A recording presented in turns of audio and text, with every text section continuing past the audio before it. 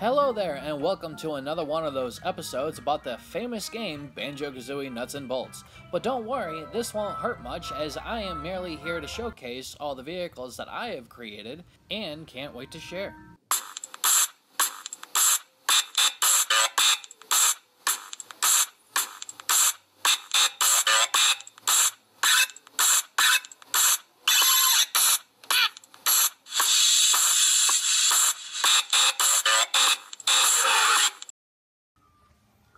Okay, so the first one on the list is the PTV1 Biped. This one was the first on this list. It was the first one I made on this playthrough. However, it wasn't the only mech I've ever made. So I decided to go, upgrade before I was even finished making the initial rendition. This one has just above 3 out of 5 on speed, 5 out of 5 on fuel, 0 out of 5 on ammo, just above 2 out of 5 on weight, and just under 3 out of 5 on parts used. The upgrade that I mentioned was actually the additional hip joints. It's equipped with a jetpack, which is capable of transport for anywhere for a very, very, very lengthy period of time, given the amount of fuel it has. Now, detaching the jetpack and inflating the balloons allows for better weight control when actually walking. And when I say walking, I mean this thing can actually go into a jog. Not a run, but a jog. And it's one of the few that can go up steeper slopes. Not really steep slopes, but steeper slopes. Mostly because it doesn't weigh as much as the others, or at least all the weight is being lifted. Sometimes the feet can glide, but that's only the aesthetics of it.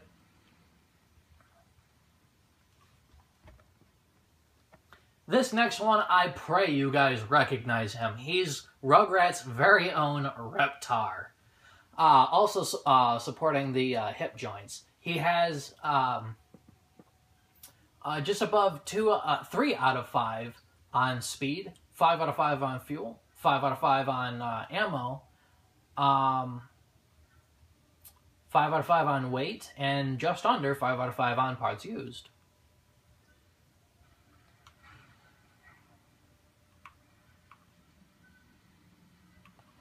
The hip joints aren't all he has, as I figured I would go a little further into details.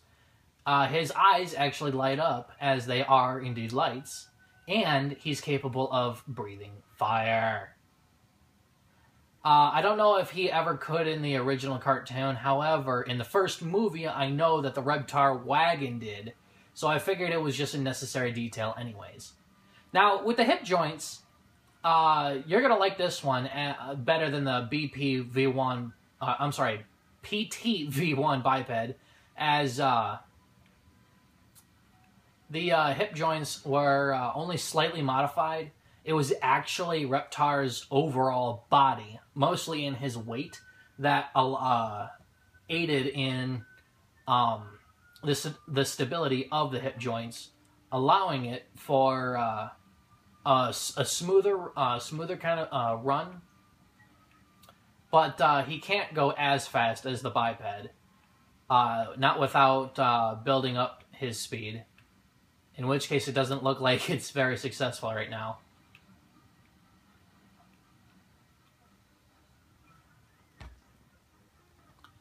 Next up, the Big Bull.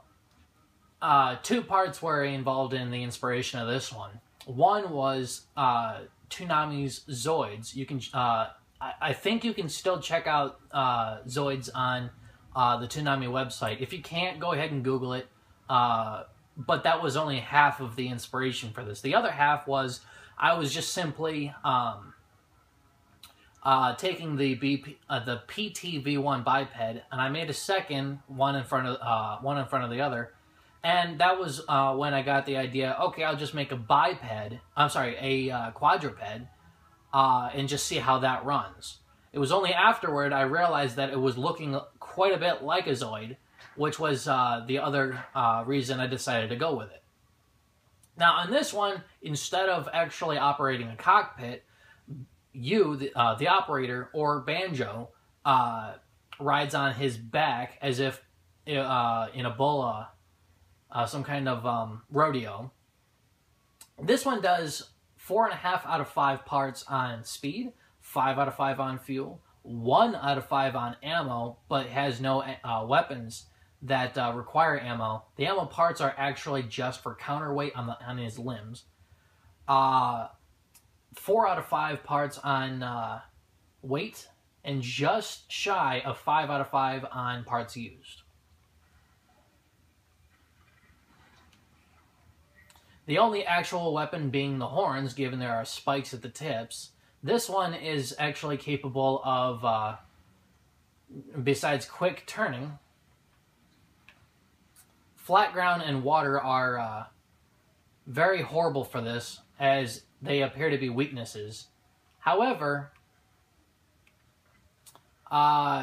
flipping vehicles is pretty easy. Damaging them, however, is a little bit more difficult and requires a lot more speed, especially if you're trying to damage a specific part of a vehicle rather than the vehicle as a whole. So this could be good for some Gruntilda type missions, maybe some Jinjo combat missions, but aside from that, this is mostly just a show vehicle. This next one on the list was supposed to be the first concept, my first attempt at a Transformer mech. That way it just became that much more interesting of a mech. But this one was just the first idea, thus the title, the TF idea number 1. It was actually the only attempt before I had actually perfected it. But this one, however, it was a huge jump, because this one, however, was a huge and colossal failure on multiple levels. This one has a single engine piece, causing it to have two-thirds of 1 part out of 5 for speed, 2.5 parts on fuel, 0 parts out of 5 on ammo, just a hair under 2.5 parts on weight, just under 3.5, just under 4 parts on used parts. And the flaws consist of this. The first one actually isn't a flaw, other than in design. It's that it looks a lot like a tractor to me. I didn't realize that when making it, but when I was finished, I stepped back and I went, that's not good. The other thing is, since it does have only 1 engine piece, it moves really slowly. It is, however, capable of air travel, which is just a little bit more efficient than ground. But as for the transforming, it loses a piece. Almost the entire front. No, almost the entire front half. Which is a no-no for transforming. If it was just simply to bail on that and try a different mode of transportation, fine. But that's not the case. The other thing is the limbs, the legs, they actually don't have any motors, fuel, or modes of transportation by themselves. Ergo, they can't walk, run, they can't travel, or anything. This is mostly just a semi-hover vehicle. And also, it can't even really hover because it can't lift. And finally, to this, I bring you, after 1 single failed attempt, a masterpiece, a vehicle of my own divine favoritism. The TF Starship. capable of just over 4.5 out of 5 parts on speed, 5 out of 5 on fuel, 4 out of 5 on ammo, 4.5 out of 5 on weight, and 3.5 out of 5 on used parts. This thing has a fully automatic defense system in using both the shield and Clockwork Kazooies for nearby offenders. It has full capability of ground and air transport, where in air it is capable of both hover and actual flight. While in hover or actual flight, you are granted the